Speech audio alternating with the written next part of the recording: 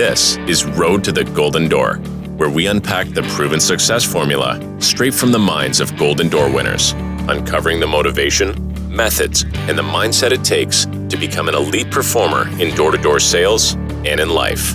This is Road to the Golden Door. Now, here's your host, Mikey Lucas.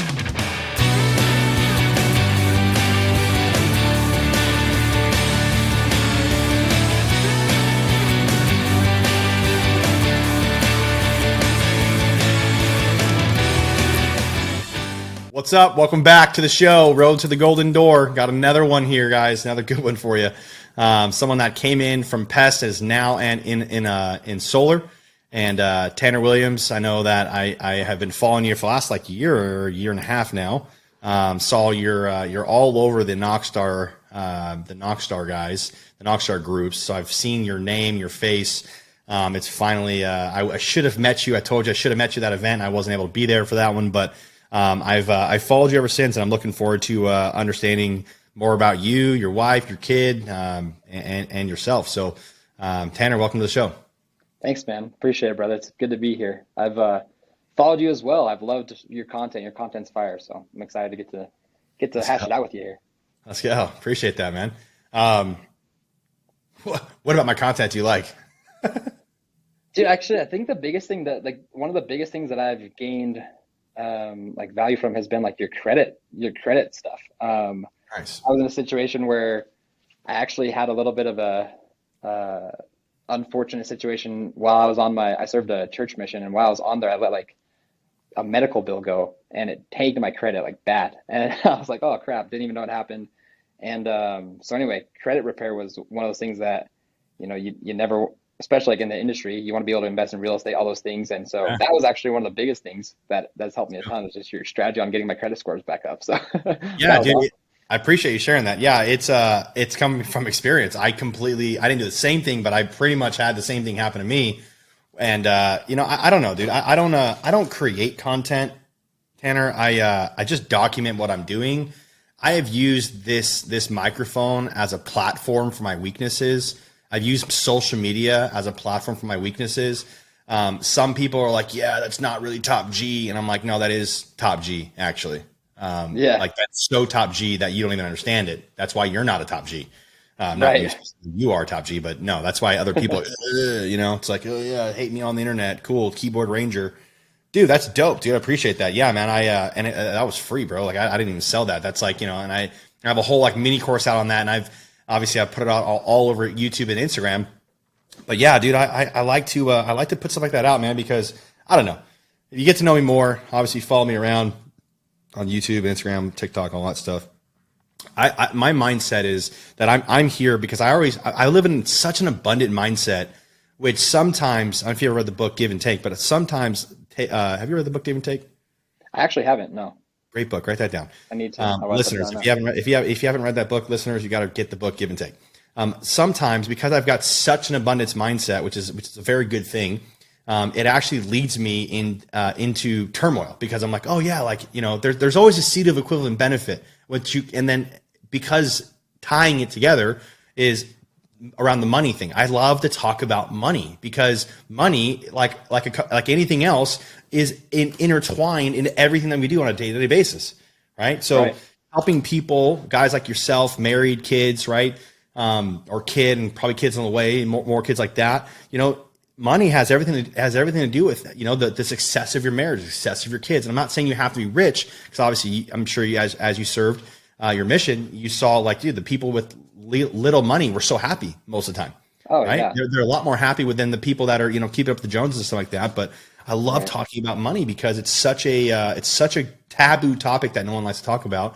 And I just want to put out great content around that stuff, and hopefully it adds value. I know that it adds value to people, but dude, I'm not creating content. I'm just documenting what I'm doing and talking out of experience. So I'm excited to see what Tanner's gone through and what your experience is, the lessons you've learned, and the methods, mindsets, formula, habits, breakthroughs, your end goals, stuff like that. I'm excited to be able to jam with you today, and looking forward to getting to know you better. So yeah, absolutely. Same here, brother. I appreciate it.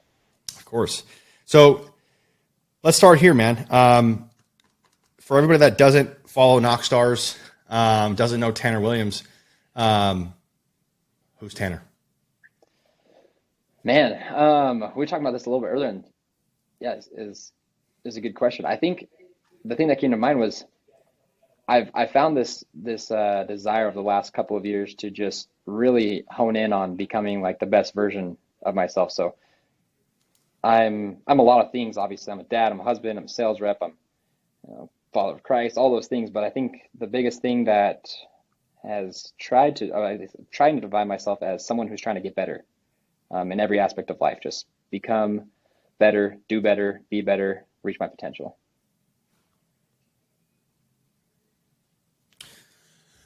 Okay, let's camp there for a second. Why? What is if you reach your potential, once you get there, then what?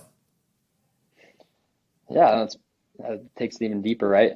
Religious, not religious. I just think that all of us are born with a purpose to, some of us will do crazy world-changing things, and some of us might not do that, but we all have a special role in other people's lives, in other God's children's lives. Like everything that we do, I think makes an impact on someone else.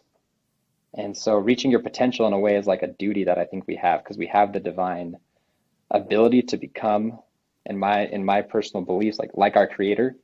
Yep. And outside of just fulfilling that, I don't know if we ever do chase, or I don't know if we ever do fulfill our potential. It's kind of like that Matthew McConaughey quote, like, right, I'm always chasing my hero. I'm never going to catch my hero though, right? So like, to answer your question, we reach our potential. Why? Like, what then? Like, I actually don't think we ever will. That's kind of the beauty of it, and I'm okay with that. It's interesting. I've said this a couple times in the last few podcasts, but it's true. I heard it, I don't know, probably a year and a half ago. I think I read it in an article, and it said that the human race, or the human being, is the only, or the human race, I guess same thing, is the only living organism that grows to not its fullest potential. A tree always grows to its fullest potential. Yeah. Any animal out there, any living thing always grows to whatever its fullest potential can be. We are the only things, because we have what we believe in is free will. We have free will. Right. We don't have to do anything. Right? Yeah. We have a choice. We're the only thing that doesn't reach its fullest potential, or has a choice to. So it's an interesting point of view when you think about it like that. Like, why don't we? Why don't we? What's stopping us from getting there, right? Cool. You ever heard of that? I haven't, but that's like super deep. My mind's spinning. I love it. Yeah, dude. I've never heard that. You said it was like an article? Yeah. I'll have to find that. That's true though. I mean, you look at it, you look at a tree, you look at animals, you look at whatever, like they're like perfectly obedient, right? They just like do what they're supposed to do. And they don't really have like any rhyme or reason other than like survival, and they just do it. Kind of cool. Yeah. So you think about it, maybe you think about, like, I'm thinking of my little son right now, right? He's like 2. Like, he really doesn't, he doesn't really know what's like, he does, right? He knows how to push the boundaries a little bit still, but like, he doesn't really know like what's right, what's wrong. He just is. And like, in my opinion, he's like reaching his potential every day on that mindset, right? Yeah. And I kind of love like the savagery. I don't even know if that's a word, but like the savageness of my 2-year-old, right? He top just G of your 2-year-old, Malcolm. Exactly.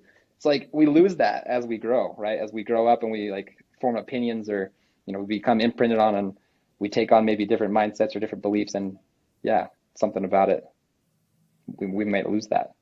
It actually scares me, but it's kind of exciting at the same time and motivating.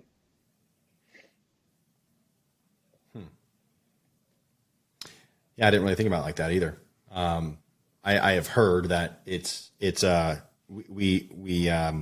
we're not born introverted. I've heard people say I'm born introverted, or I'm born extroverted, or whatever. You're not. I have heard that you're not born introverted. The only thing that you're afraid of, apparently, when you're born is falling. Apparently. So we're learned introverts. We're learned afraid of snakes, learned afraid of whatever, right? So it's really interesting to see. I just thought in my head, I had this like epiphany as you were saying that. Like, when I have my son, I had this like really quick vision of me like getting on my knee and like talking to my son as he goes through his first failure. he's 3 years old and the neighbor girl like turns him down, and I gotta like bring him back and be like, hey, bro, Right. this is part of life. Like, knock on the next door, brother. You're good to go. Like, Yeah.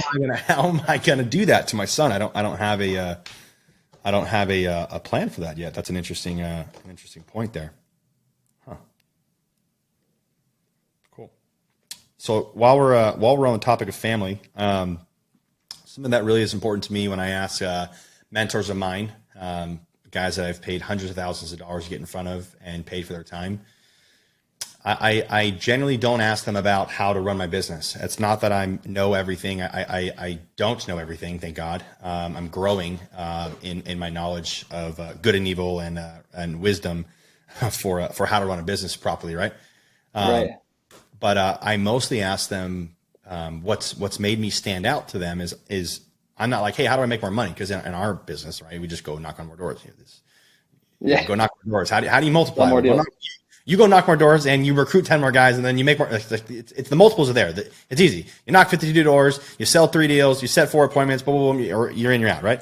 Right. Or you knock 52 doors, you set 4 appointments, you close, you install 1, you sell 2 deals, one gets installed, whatever, right? Now that we're staying on the topic of family, you've been married now for, you said 6 years. Almost which means 5. 5 years, my bad. 5 years, going on 5 years. Tell me what that's been like. I just got married. So tell me what that's been like. And thank you, brother. Appreciate it, man. I was single for like 6 years in door to door, and then started dating. Yeah. Well, no, it was awesome. I was like, no, like awesome. Like I wasn't dating at all. Oh, I was like, it. I was completely not dating. I was married. It's kind of funny. I said this. I was married to the game. Oh yeah, there you go.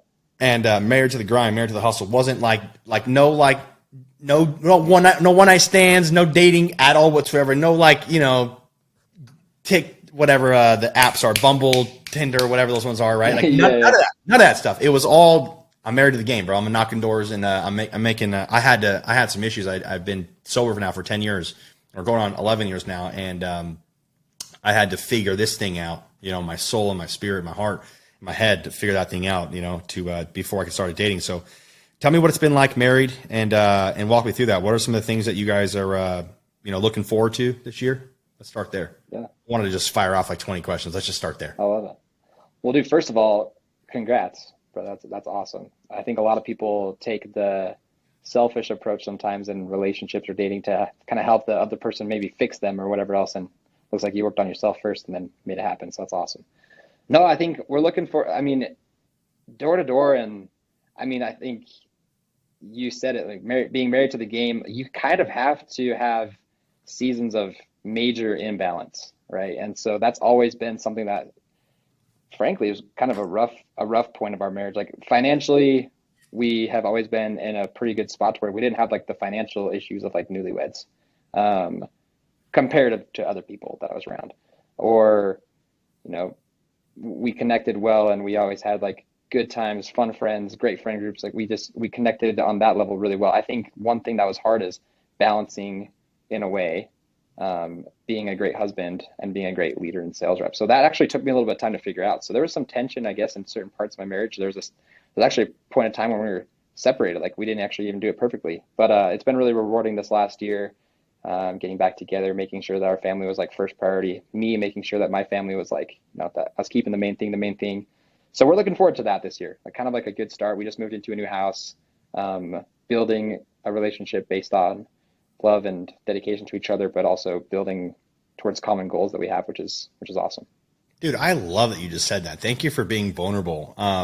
You're not the only one that's gone through that, brother. So, I know that the statistic in America for the last like 50 years has been divorce rate's 50%. It's not 50%. It's significantly higher than that.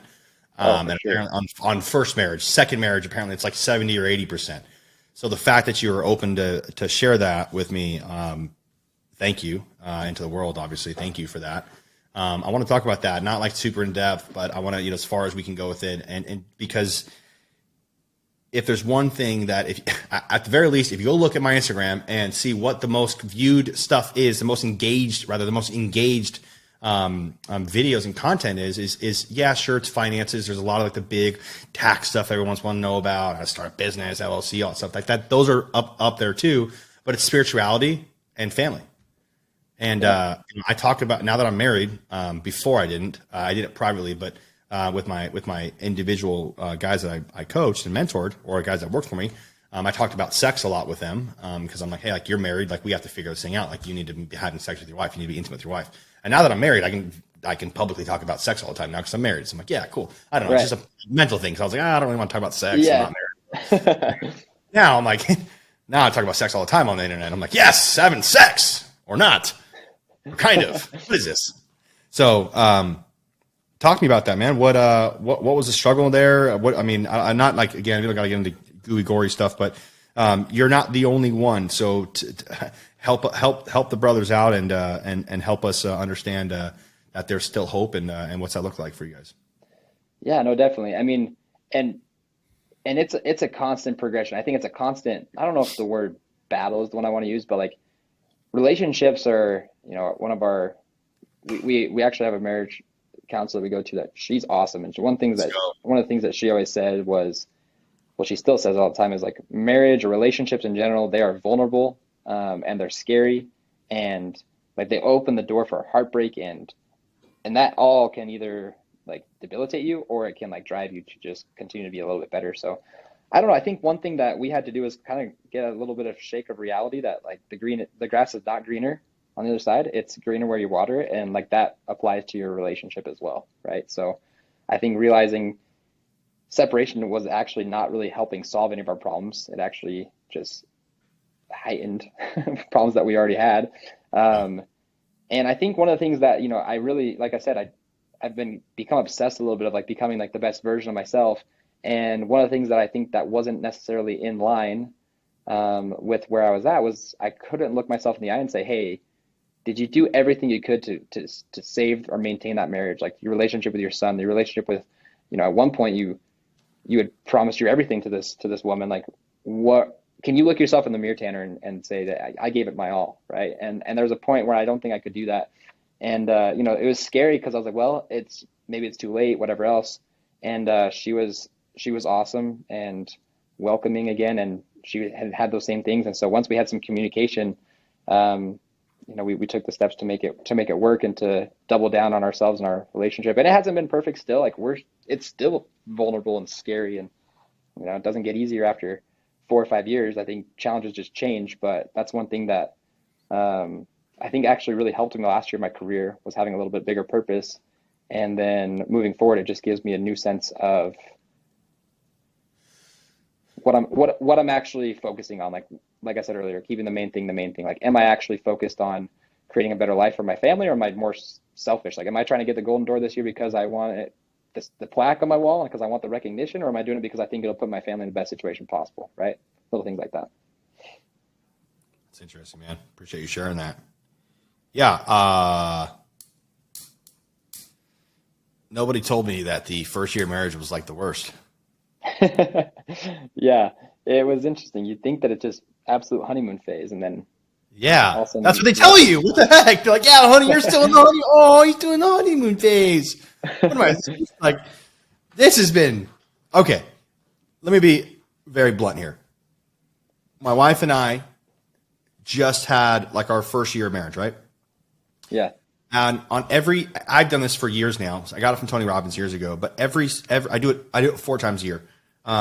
But specifically, obviously on New Year's, I go through and I create a video of, and iPhone will do it for you, but you can just like look like, iPhone and it'll create a video of all the pictures you did over the last few years or whatever, or over the last year, right? If you hone it in, right? So I did obviously my wife, Ryan, myself, and then 2022. And I was like, oh my gosh, dude, like we had some fun, dude. Like we had a really awesome year. Like we did a lot. We traveled like, holy crap, every month. Like we were all over the place. New York City, Florida, Baltimore, Maryland, California, 100 times, Arizona. Like, bro, I'm like, why is it that in my head, I'm like, dude, we had such a hard marriage. right? Because we did, but it's where your focus goes, right? Where your energy goes, focus. Where your focus goes, energy flows. And if I'm focusing only on how, we're not having sex 5 times a day, and that's all I care about, right? You know what I'm talking about. You get what I'm talking about. It's funny because I don't really care. I'm going to talk about it because I'm the guy that says, hey, look, I single-handedly think I can lower the divorce rate in America. And if I'm the only guy that's going to talk about it, screw it. I don't really care, bro. Especially within door to door. If no one's going to talk about it, let's go, bro. I'll be the guy. Let's do it. Me. Yeah. So anyways, yeah, dude, like the process of this whole thing being married, like living with each other now, like, dude, it's been, it's really funny because when I would go to her house, I helped her buy her first house and the whole 9 yards and all that stuff when we were dating. And when I would go to her house, I swear, as she listens to this, she's going to slap the hell out of me. Her house was like immaculate before we got married, bro. Like, dude, to the 9, like so good. I live with this girl, bro. There's hair everywhere. Like panties on the floor, socks, dude. I'm like, bro, what? Shoes everywhere. I'm like, what happened back at Leisure Lane? I'm like, what is this? It's not as bad as I make it sound, but it's kind of funny, right? It's funny because it's an interesting I don't want to say phenomenon, but it's an interesting point of view because we change, right? Like men, we change. Sure. I'm not saying we radically change, but like men, well, they don't. If you're not, we say we don't ever change, but no, we definitely change. One of the things I've noticed in relationships is that I keep hearing is that you, obviously, date your wife, So in Ashton, I'm sure as you listen to his podcast on Road to the Golden Door, he talked about dating your wife. And, he says, I think it's twice a week is what he does. So I make sure of it. And I don't know about you, but I use an app called A Tracker, and I actually track how much quality time I'm spending with my wife every single week. And I do it to the micro action. Quality time, hanging out, spiritual time, hanging out with our friends and family, with her dogs, and I track fighting with her. Because at the end of the day, when I have my high performance coach and I go through those, those 6 factors, then I can judge whether or not I'm having a good marriage. I'm not good at marriage, but I'm tracking whether or not we're going in the direction that I want the marriage to go. Because at the end of the day, it's like, and it's going to sound weird because again, anybody that's listening to this is going to get this part that I'm about to say, but most people that are just stumbling upon this podcast are not going to get this. So if I were to design a marriage like it was a business, I didn't sign up for marriage to have a business fail, to have a marriage fail. So if I could design my marriage like I would design my business to be profitable and fruitful, okay, and multiply, okay, and then, and have an exit, and the exit is go to heaven, right? Start over again, whatever, I don't know. And, if I could do that, I want to design it in that sort of a way. So, yeah, our first year of marriage was not roses, even though when I look back on it, it was really, really good. So it's really interesting how if you focus on the negative, and we're in our generation, which I'd love to talk about here in a second, but our generation, we love to focus on like what's bad. We weren't really focusing on what's good. That's why it's like, I don't know. I think it's that's a pandemic, if you will, of how we focus on just all the negative in life. It's really interesting. So bad. But it's one of those things where, have you ever read The Game of Life and How to Play It? Super old book. It's like less than 100 pages. I think it was literally written in the 20s. It's so old, but she just talks about the importance of like what we speak in our minds and like what we say and like how it directly influences our life. And I just think it's so hard to have a positive, successful life if we're just constantly feeding our mind with focusing on like the negative side of our life. Because everybody's gonna have negatives, you know what I mean? Like every day you're gonna have something negative that happens. And like you can perceive it as negative or you can perceive it as like a challenge or whatever else, but like the way you respond to it and the way you internalize it is obviously gonna make the difference. But yeah. So let's land on that really quick. Little transition, if you will, outside of the marriage.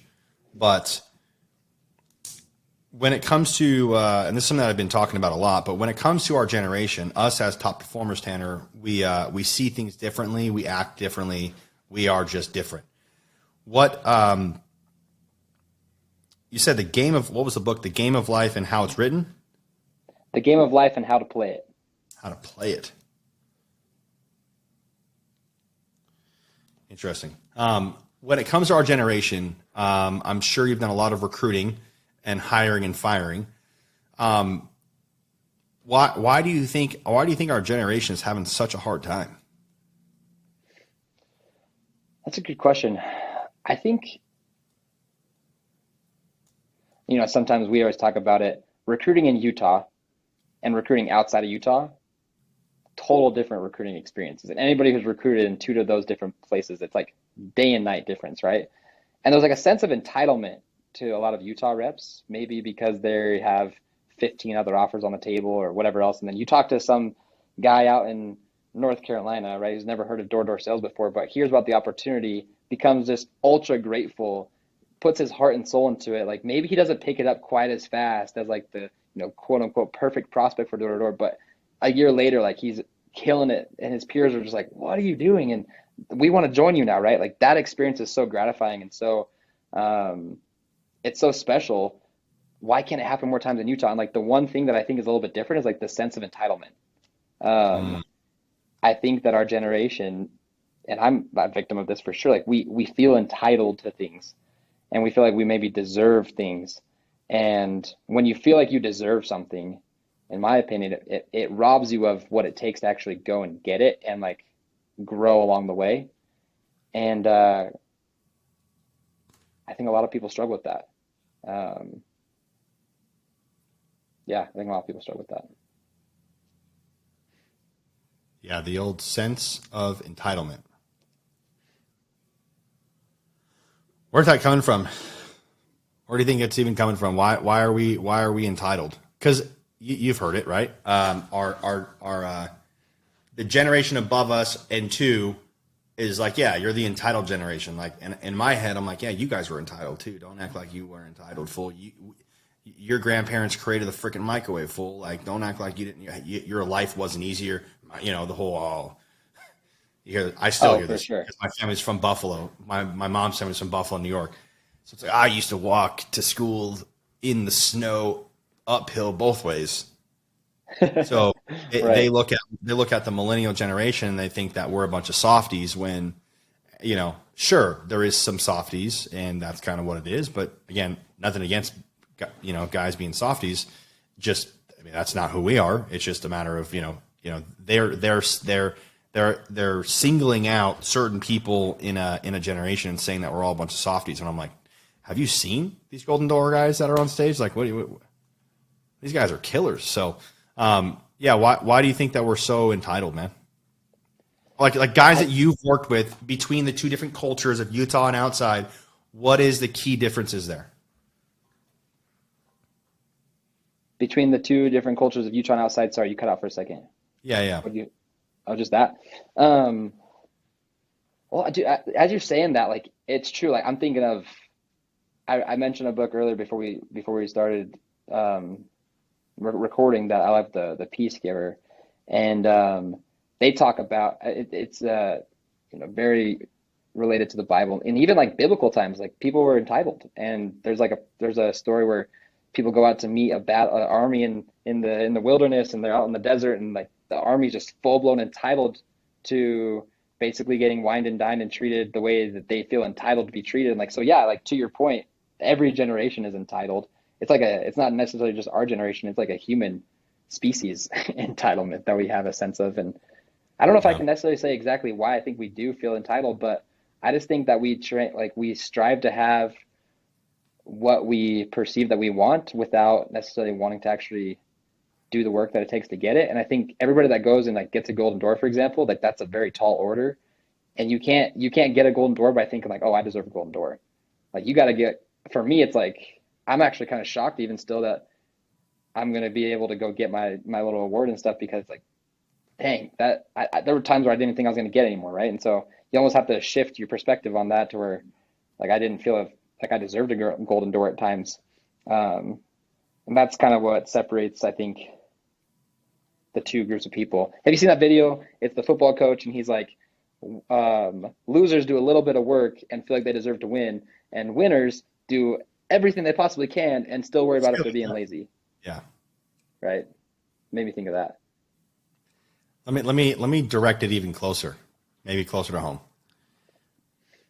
Why do you think so many solar people, not professionals, solar people, want to break off and start their own company?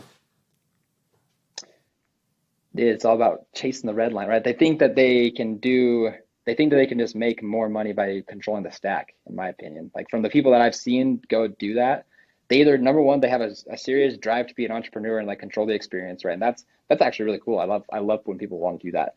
That was me. But the other group, yeah, yeah, it's awesome. And I think like we all have a little bit of a sense of control maybe, or like wanting to be the ultimate provider of like the experience, the rep and things like that. But I think the other group of people are the ones that are like, why am I not capturing these dollar amounts? Well, if I go start my own dealership, like boom, I can capture those, right? They just like, it's the chase of something more that they think that they can potentially get. And maybe they can, like in most cases, they probably can. You just have to be willing to sacrifice whatever that is to get it.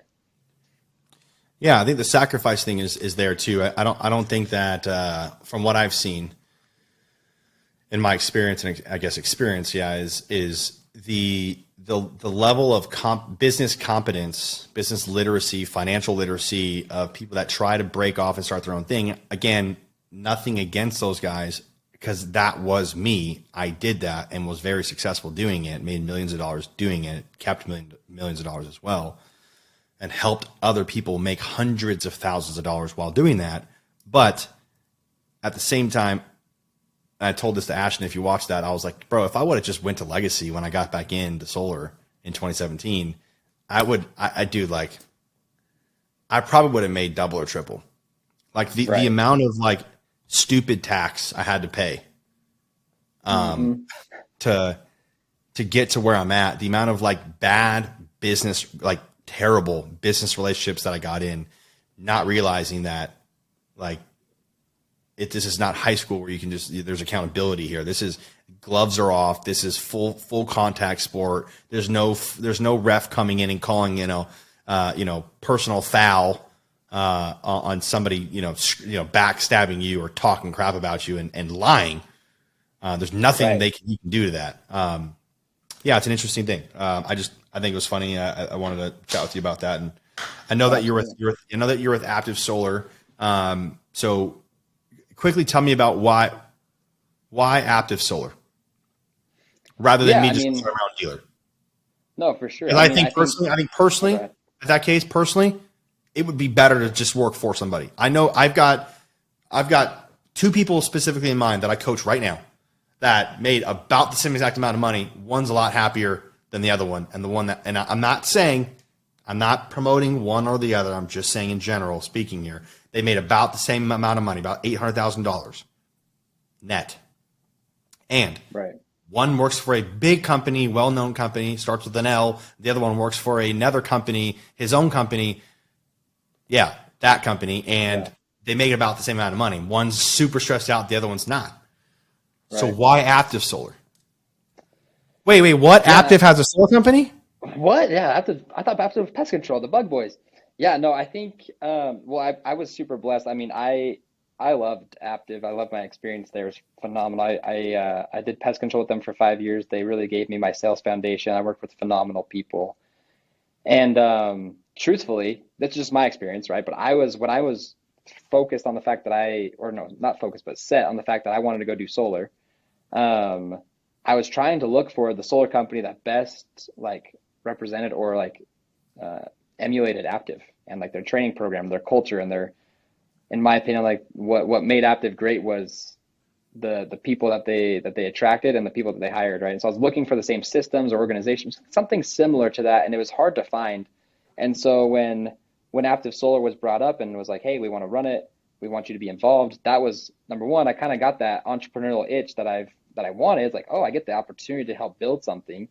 And number two, I get to back it with the culture and the people that helped my sales career take off, right? So for me, it was like I was able to get the best of both worlds. I was able to stay in like almost at home, but I also got to embark in the solar industry, which I love. I love the solar industry.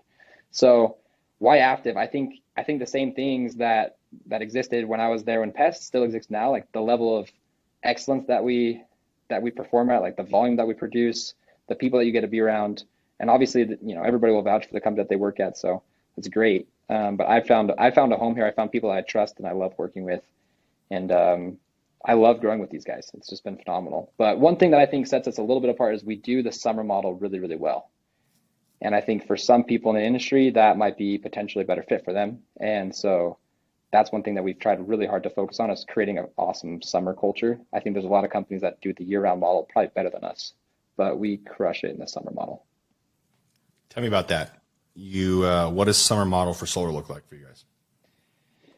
I think we took a very pest control approach, like work ethic. For me, for example, if I can make, and for me, it was, I went on my first blitz ever. I made 3 times as much as I made in my best week ever selling pest control after 5 years, my first week of solar. So for me, it just clicked. I was like, yeah, solar is definitely the move. If I could translate, and I watched the guys that I was on this blitz with, and they were working like half the hours, if that, that I was used to working in pest control. And so at first I was like, well, sweet, I can work less, make more.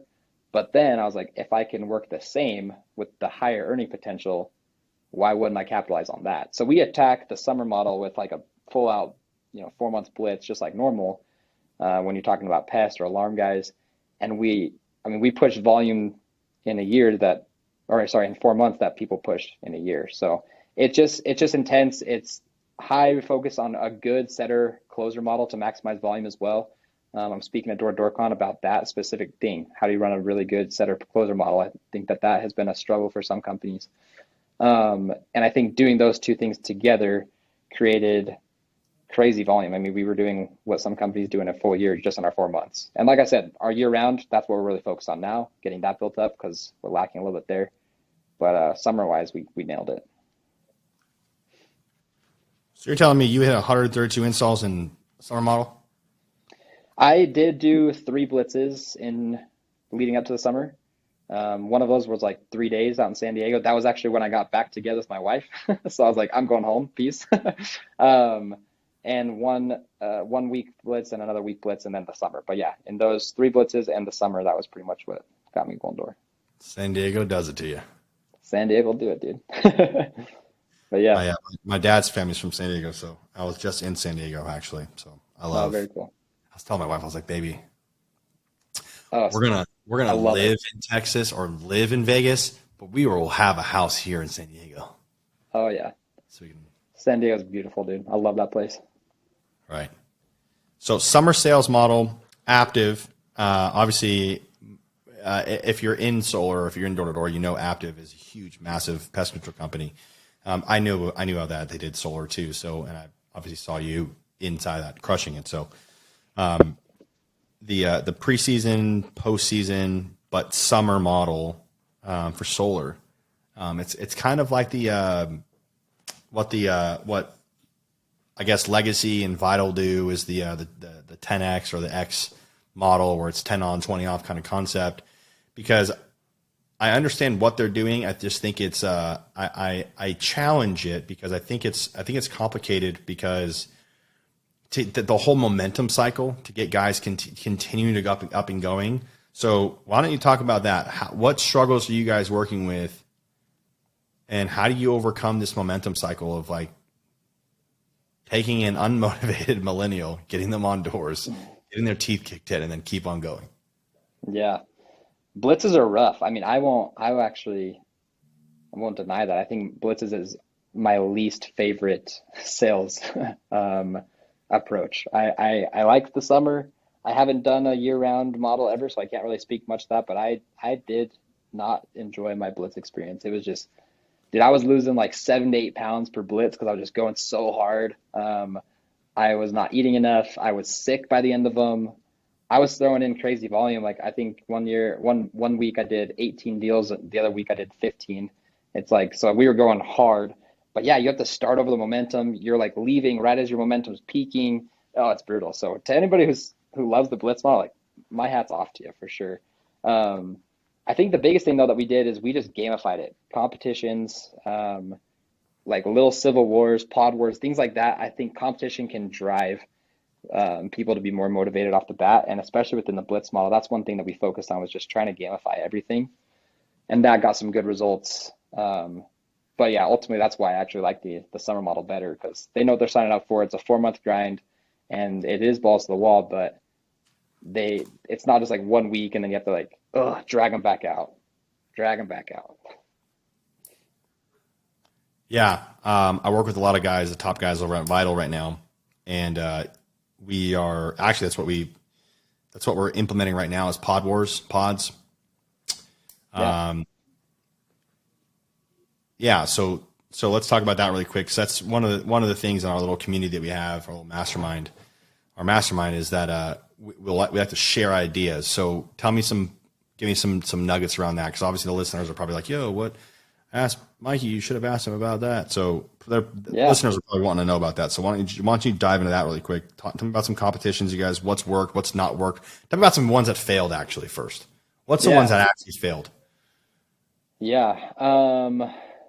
And I love this because I think the industry has become a lot more abundant, right? There's a lot more people that live on the same mindset as us, like, hey, give it out abundantly. Like it's not so much that cutthroat industry that we grew up in, right? So I love that. But no, one thing that I think that I saw that really worked, that really didn't work like I thought it would, were car groups, and we would do car wars, but we would like put the strong reps with like some weak reps and like try to boost the competition that way. Like everybody just sucked when we did that. I think a lot of times companies will be like, oh, we got to put the strong reps with the weaker reps and hopefully that'll elevate everybody.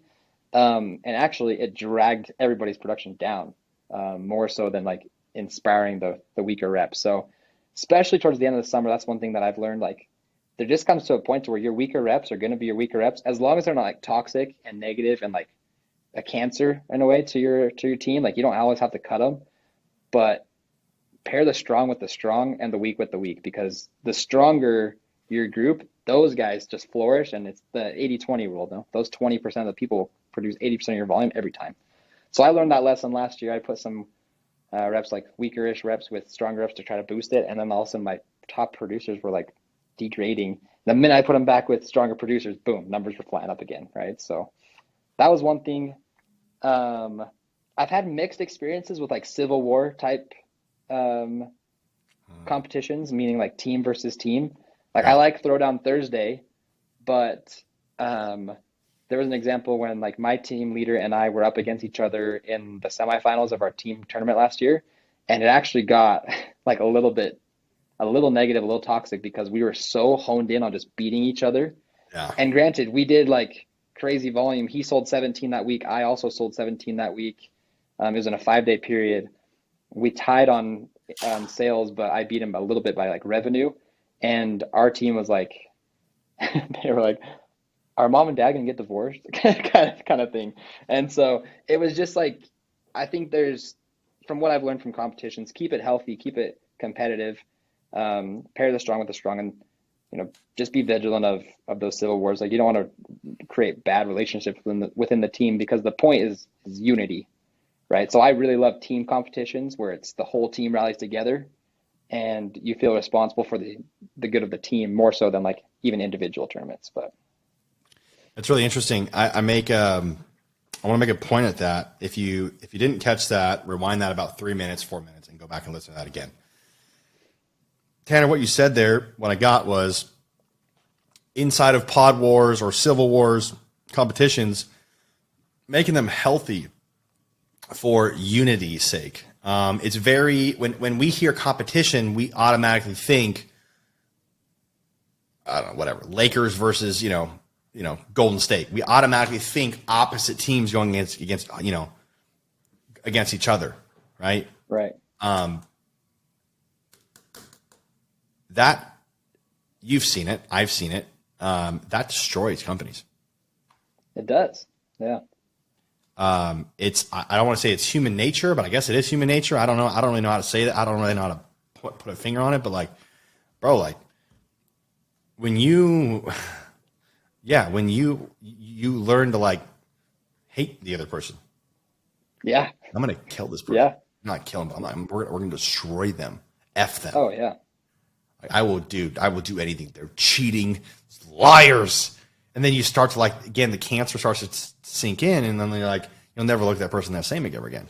And it's a massive mistake, bro, that I've seen in the industry. And obviously you guys are doing very, very well at having some good competition. So that being said, what are some of the competitions that you've seen have worked really, really well and did 10 times better or so much better? How are you guys coming up with these prior to summer? Are they changing every year? Are you guys doing like what a lot of other companies do? It's like the same thing, the, March Madness, the blah, blah, blah, right? So like, what are you guys doing that's working for you guys? Yeah. Actually, last week I pulled one of your like 18-hour days because we were doing competitions, incentives, stuff like that with our CSO and some of the other sales ops guys. So we put a lot of time and thought into it for sure.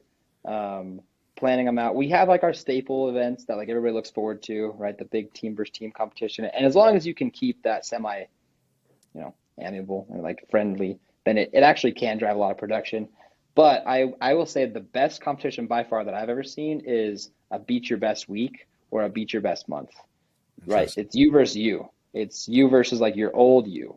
And you do it towards the end of the summer or the end of the season, whatever that is. Like you could do it towards the end of the year. The momentum cycle. Okay. Exactly. Keep momentum going.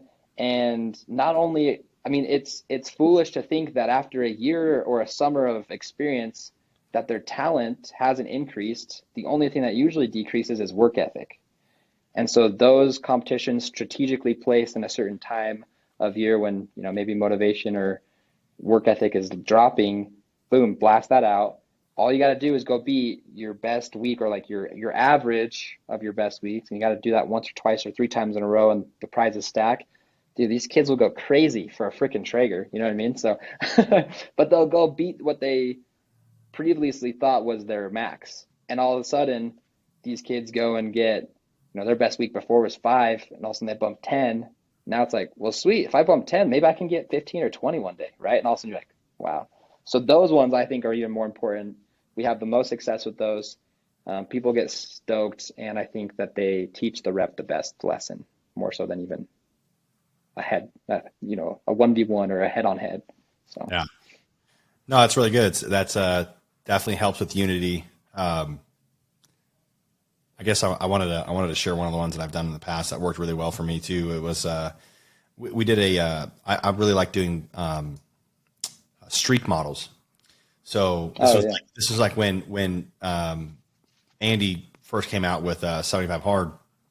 Actually, after about a year or so, and I was like, oh, like let's some of my guys are doing 75 hard, and I was like, well, there's no, first of all, there's no way in hell I'm able to do 75 hard and run a company and do everything I'm doing. Like it's just not possible. I knew that. Like this is for sure not possible. I know it's like, oh yeah, well you should do it. Well, like it's not. Okay, it's not. Yeah. You're not. Come walk a day in my shoes. Right. So I was like, dude, I'm getting married. I'm courting this girl. I'm trying to get married here. I'm not. She's gonna leave me. Anyways, I like doing 14-day and 30-day streak incentives. So what worked really well was it was a team, not team versus team, but each team had their own 14-day thing they had to do. Basically being between 4 and 5 things. One of them would be tracking their hours on doors. Like, hey, every single day you're going to be on doors by 9 a.m. or 9:30, and they would commit to that. And then the team would hold each other accountable to that. Like, hey, you had a check-in picture of yourself 9 o'clock on doors. Why do I have to get you to take a damn picture and clock in at work like you're working at In-N-Out Burgers like that? I don't know, but I guess we had to. So it worked. That worked. Checking in and putting your numbers into the group me or the channel at night. Like, hey, man, I did, 15 doors, 2 appointments, and 1 sale or whatever, right? Or 75 doors, 4 appointments, and or whatever, right? And 0 sales. Like even if it was 0, 0, 0, they still had to put it in. Right. So all of those, and then if they didn't do that by midnight, and it wasn't 75 hard style, it was done by midnight, not the day. It was done by midnight. People were blasting each other like, bro, check in. Where are you at, dog? Like, and what happened was that if the team successfully did 14 days together, we would send them off and do like, skydiving or boating trips or, a side-by-side trips, things like that. Something we could do locally. We can send them out on a Sunday and then bring them back and we paid for it. It would be fun. So that worked really well. That really built camaraderie there and unity there because it was like, we had these people, we had certain people step up and I'm like, look, these are future leaders right here. They're stepping up. They're making sure that the team's on there. I love that. That worked really well. So 14-day streaks, building habits. One of the cool things about that is I teach this a lot, and I've talked about this a lot, but it's the goal. Tanner, your goal should be to create a Golden Door award-winning, self-sustainable Golden Door award-winning sales rep. Like, no matter what, your goal as an owner, as a leader, should be to build self-sustainable Golden Door award-winning sales rep. So how do you do that? You build the habits for them to get to that point. Okay, the habits of getting on the doors, the habits of critiquing their door approach, critiquing their close, reading the books, right? Studying, right? So how do you do that? Well, you got to incentivize it. So that's what we did with those 14-day streaks, and it ended up working really well. One of them, we went out to a super dope trip out to California, went deep sea fishing. It was dope, dude. Really cool. That's sick.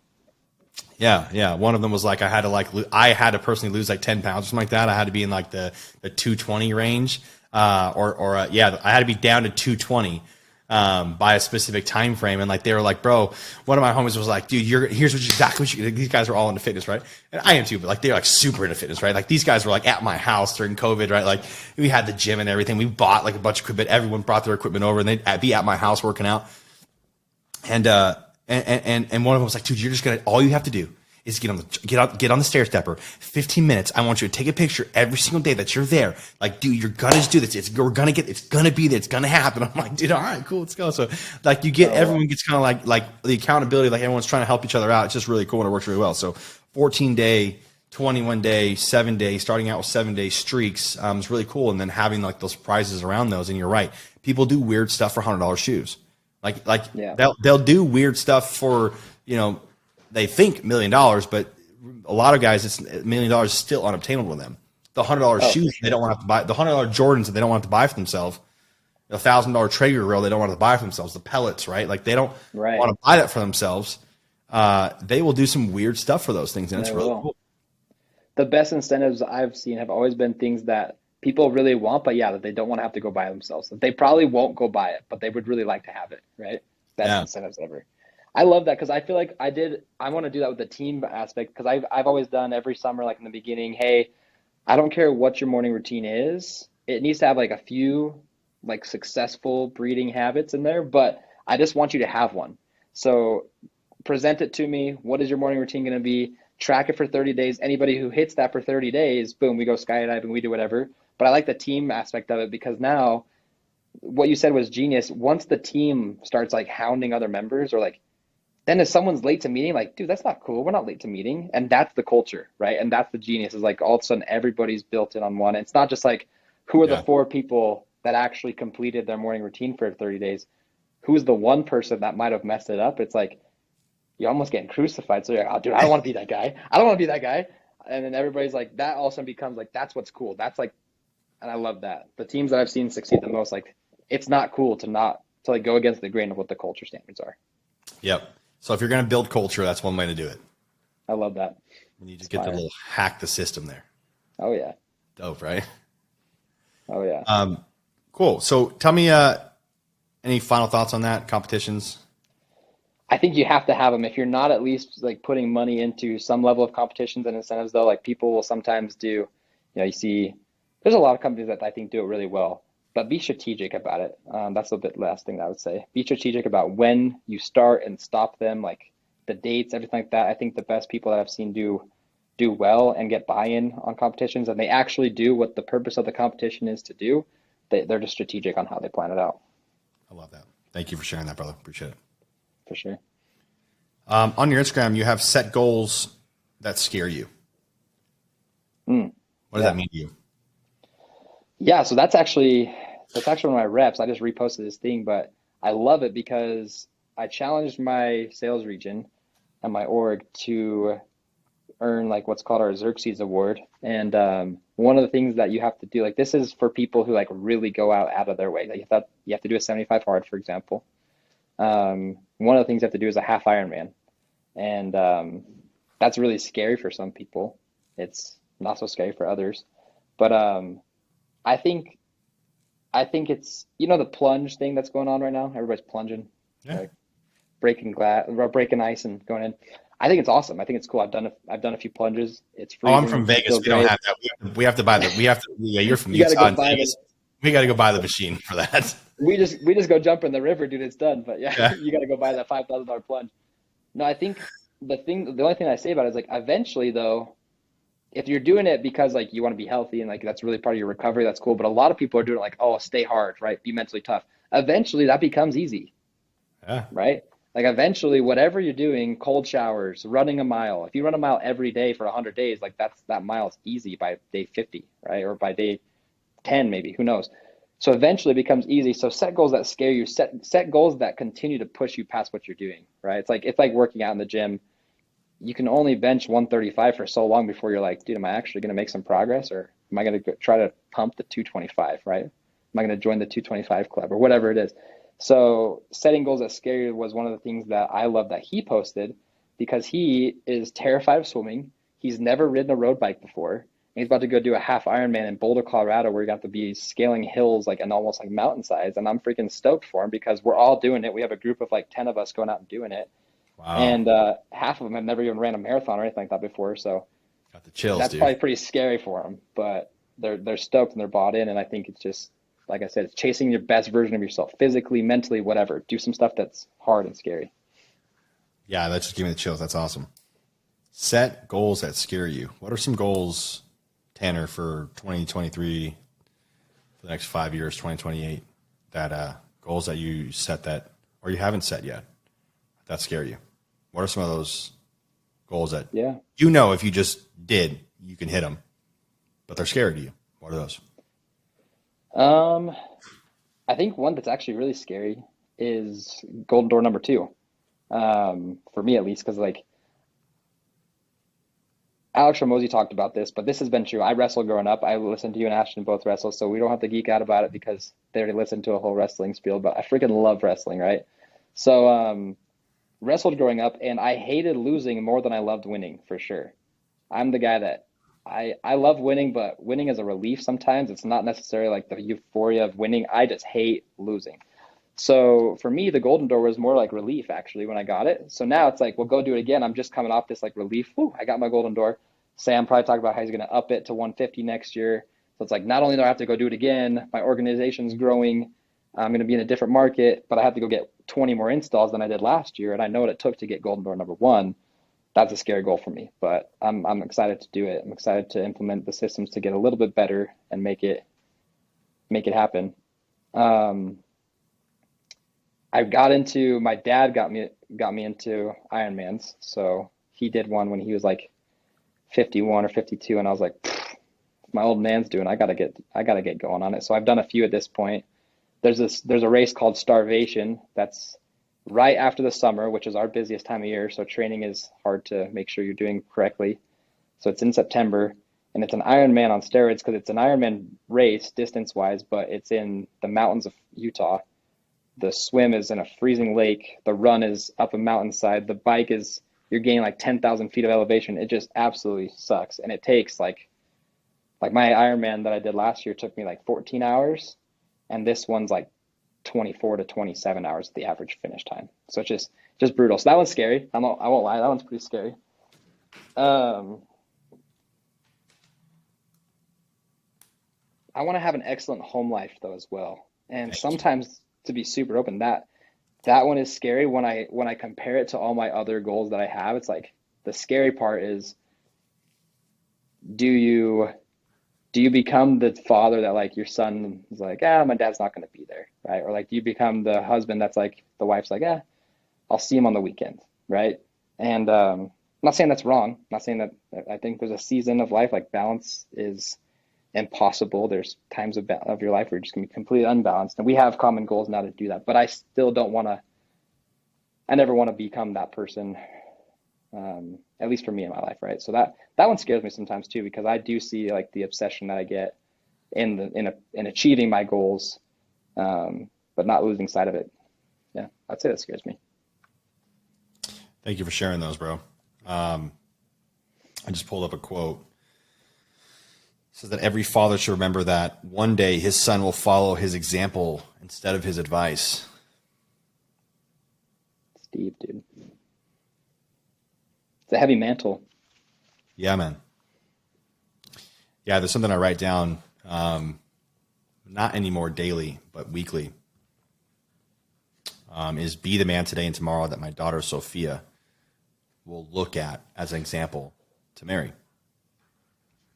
Be the standard. I watch a lot of Eric Thomas. My mentor Cole Hatter is good friends with Eric Thomas, so I've met him a few times. Eric talks a lot about raising the standard, raise your standards. That's one of the breakthroughs that I've gone through in the last 5 years. So if I were to look back 5 years ago, it was, I started then, and probably pretty much only then, taking it more serious that my son at 25 would look at daddy's Instagram or Facebook when he's 20 or 25. And I wanted to document, the struggles that I was going through. And I started to, so I can archive that for my family. Your son's going to go based off of your example, not from your advice. So what are some of the examples you want your son Malcolm to have? What are some of those things that you're focusing on? I just wrote a note, by the way, to myself. I love that. Let me share it with you. I want my son to, and then I just started writing some things down. I don't have a son. I've only thought about having a daughter for some reason, because that was the thing that scared me most. I never thought I was going to get married. First of all, never thought I was good enough to get married. I was just a bad boyfriend in high school, and I was like, and then I got broken up with and broke my heart and whatever. I was like, I'm never going to be it. I want my son to be. I never thought about that until recently, but I guess I did. But what you said there was, I'd be like, dude, you have a son, and I'm like, wow. I don't know. I'm getting all of my feelings over here because my wife and I are talking about potentially having kids and all that stuff, and like what I don't know. I guess you could say the last 4 or 5 months has been not difficult, but just a challenging time for Mikey Lucas in a good way, right? Like will the real Mikey Lucas stand up? Yeah. And if this is not you, then just go back to knocking on doors, bro. Like, it's all good. I transitioned. Right. I opened up a new business. I opened up multiple new businesses, and will the real Mikey Lucas stand up? So it's like, what would I want my son to do if my son was here and he would see me here, or how the way I talk to my wife, how I interact with people, is that what I want my son to? And the answer would be yes. I would want him to see that exactly. I would. But even then, there's still things where I'm like, where I was telling you earlier before we got on, and I was like, would I want him to see the who Mikey sees himself in the mirror as? And right. The answer is no. The answer is no. So now what am I going to do about it? So you just added a ton of value to me. Just checked me. So I appreciate it, dog. Appreciate you as well. Even though you probably indirectly didn't, you did it indirectly, didn't know maybe that you did that, but there's some things that I need to check. That way my son is going to go off of my example, not my advice. That's deep. And then I feel a pressure as well, because I'm like, well, shoot, my son's watching me, and they're so malleable right now. Oh my gosh, they copy your words, they say what you say, like it's a little sponge. So yeah. So what are some things that you would want your son to be? We were talking about this a little bit. You asked me what my bracelet stood for, right? Just what would Jesus do? Yeah. This little bracelet, this little black bracelet. I've had it on my wrist for I don't know, close to 2 years probably. Actually, that's a lie. The last one broke, and I immediately got a new one. So, but I was talking about, you were like, well, what does that mean to you?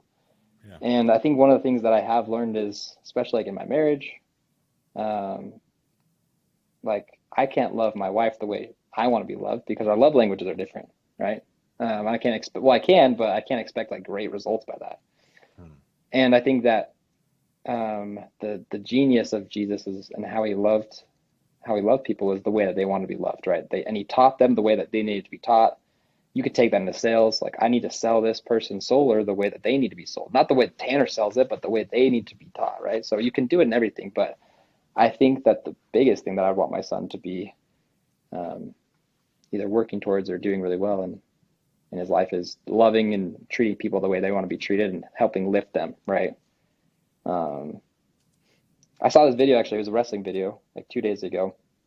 It was this little kid, and he had some physical disability. It was like cerebral palsy, like something where he like couldn't even really walk, just shaking all over the place, and barely could walk to the middle of the circle. But the other boy completely gives the kid like maybe the moment of his life at that time. He like wrestles a full match with him, lets him take him down, but like makes him work to like get him on his back, throws a half Nelson and helps him get the half Nelson underneath him. Like it was just like it was so beautiful to watch this little boy who physically can't do anything probably himself. And the compassion that this other boy had to just like let him experience life for a second. I'm like getting all emotional with it, like literally teary-eyed because it was just so beautiful to watch the love that this kid had for a complete stranger. Um, and I think that that's what it's all about. And it was just a little wrestling video, and that wrestling match lasted 4.5 minutes, and then it was over, and life goes on. But for those two boys, that was a very special part. For those two boys' families, that was very special, and he loved that kid the way he needed to be loved at the time. So I would love for my son to do that, and I would love for me to be able to do that better. Let's go. So. That's awesome, dude. We're getting deep here. Appreciate it. That's what this is all about. Road to the Golden Door podcast. It is not a who's got a bigger paycheck, who's got a bigger house. This is all about really showing other Golden Door Award winners that we're not the only ones that you're not the only one that's struggling. We're here. Oh, yeah. Struggling well is the goal here, right? Definitely. Give me some other. Might have time, not have time for that. Tell me about this year, doing the 132. Walk me into the mindset. We didn't really talk about that. I talked more about family and life and stuff like that with you. But talk to me really quickly about your mindset. What was going on? What made you decide? You talked about Melissa Ramiza. What was going on in your mind? Right, she's a stud. So She's a beast, dude. yeah. What was going on in your mind, man? Like where was your mind at? Where was your mindset at? Talk to me about the mindset of the Golden Door Award winner. Where was Tanner Williams at? This is your first year hitting Golden Door. Where was your mind at? Where were we at, bro? Yeah, so I think it all stemmed back like 3 years ago. I was at a leadership retreat, and I remember watching all these kids, or men as well, but they had like just won their Golden Doors. They serviced 1,000 accounts in pest control. They ran divisions of guys who were producing $8-10 million of revenue in pest control, and I was like, dang, this is so cool. Like these guys are just on a different level than me, and I'm just soaking in so much, and this is great. And then it just like slapped me in the head, and I was just pissed. And I went from like being happy for these people to also like envying them to all of a sudden being like, wait, what the heck? And I looked internal, and the question that came up was like, why not me?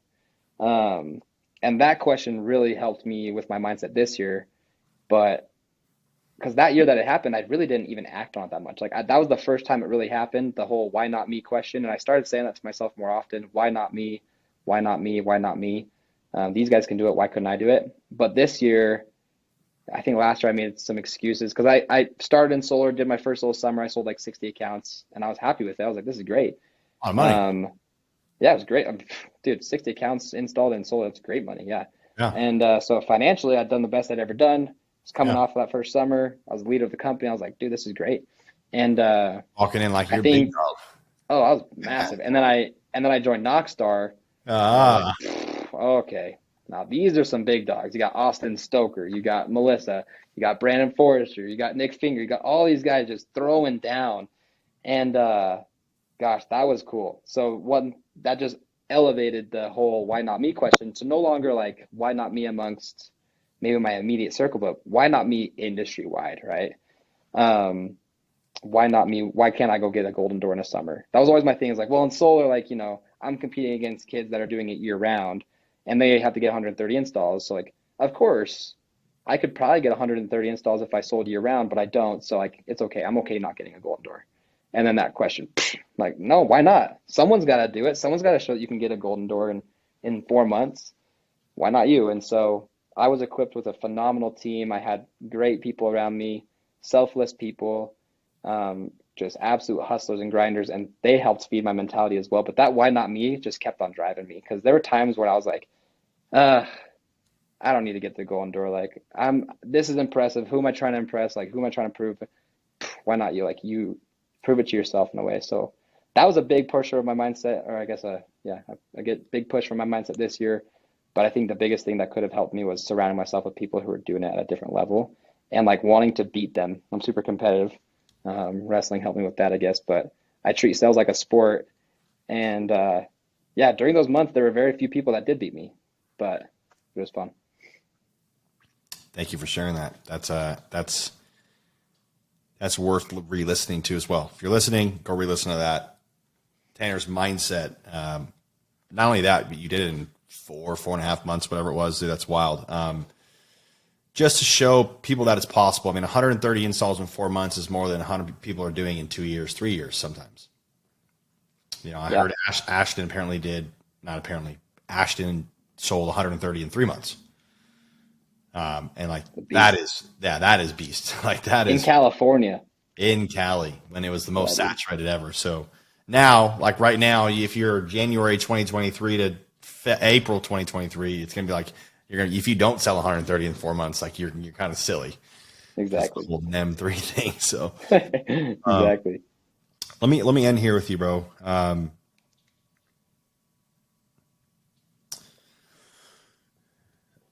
Tanner, you made it.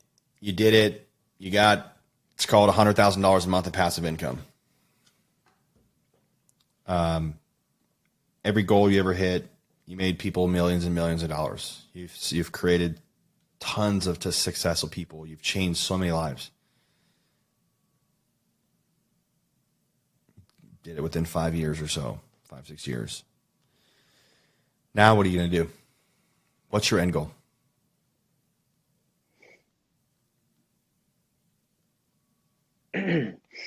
I thought about this a lot, but I had a cool opportunity to be a wrestling coach at a school called Telos over here in Orem area. And it's one of those schools where they bring kids in who have either like drug addictions or they are like self-harming or like they harm other people. Like these poor kids are they're just messed up, honestly. Like I don't know how else to say it politically correct. And they're literally like the ones that they go capture the kids in the middle of the night, like take them to 1,000 miles away from their homes and help them for 12 months. And it was cool. I got to be the wrestling coach there and working with these kids who, society kind of like might label them as like the bottom of the barrel. And seeing their transformation was phenomenal. It was really, really fun to be a part of. But more importantly, it just showed me what life is truly about. It's like it's lifting people up, and even out of helping people become millionaires and whatever else, that's freaking awesome. But helping people just live a life that they're proud of and like living a life of purpose, I think that's what I really strive for. So I would love to open one of those schools and run them the way that they ought to be run, because there's a lot of them across the country that are not run very well. Telos is phenomenal. The leadership over there is great. They do it right. So I would love to have an impact on the next generation, and not even so much the people who are like probably going to be successful with or without me, but like the ones who really need some help, right? That's like an end goal for me. Become someone who can help anybody, even the hardest people to help. So that'd be cool. Yeah, I think if there's anybody that's going to do it, it's going to be you. You got it. You got the spirit on you, bro. You're good. Like, that's it. Run. Get that. Assume it's already done. Just wake up every day and show up to work, bro. I've written it down, actually, that I already own it, so that's there. Oh, I can tell. I'm not kidding either. I'm being serious. That's awesome. Thanks, brother. Well, Tanner, it's been a pleasure.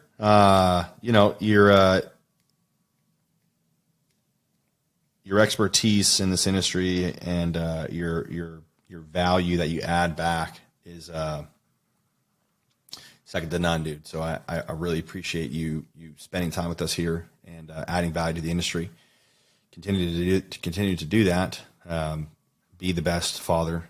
Be the best husband this year. And then just go crush it in sales, man.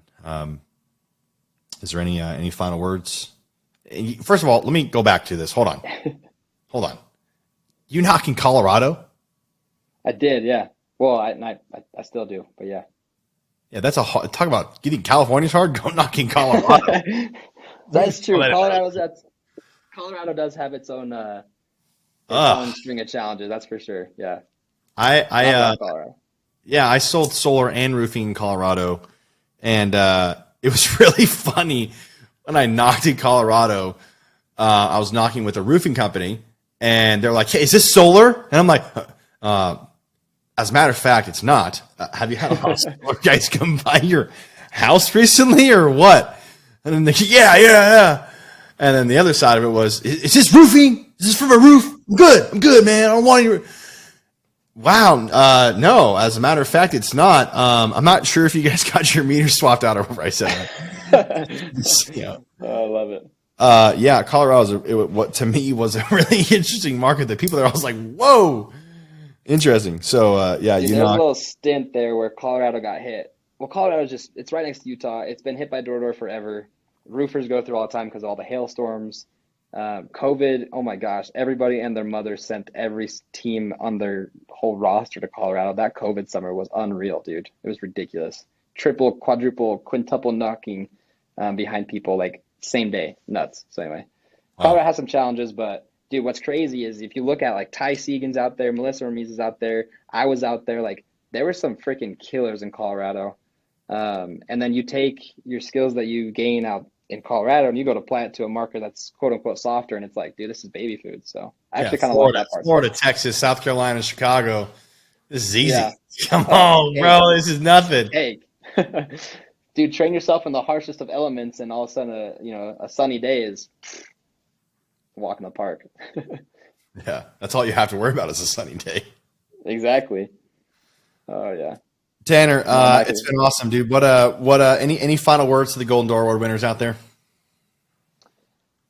Keep inspiring. I think that's the biggest thing is I watch people go out and get these golden doors, and like don't underestimate the impact that it has, because at one point we were all inspired by one other door-to-door winner that we're like, that guy did it, or that girl did it. Like Melissa, I freaking love that she's the first like female golden door winner in solar. Like I bet you I'd put a lot of money on it that the next 3 years we get 5, 6, 7, 8, 10 female golden door winners in solar, because she broke the barrier, right? She freaking crushed it for him. So, and every golden door winner, in my opinion, is like the standard of, I mean, listening to your show with all these guests you have on, like they are the cream of the crop. It's so fun to watch them. Like I don't even feel worthy to be on the same podcast as most of them, but keep on doing that stuff because you're inspiring the next people that will come do it and fill the shoes. And don't underestimate the value that has. Like that's life-changing stuff. So let's go.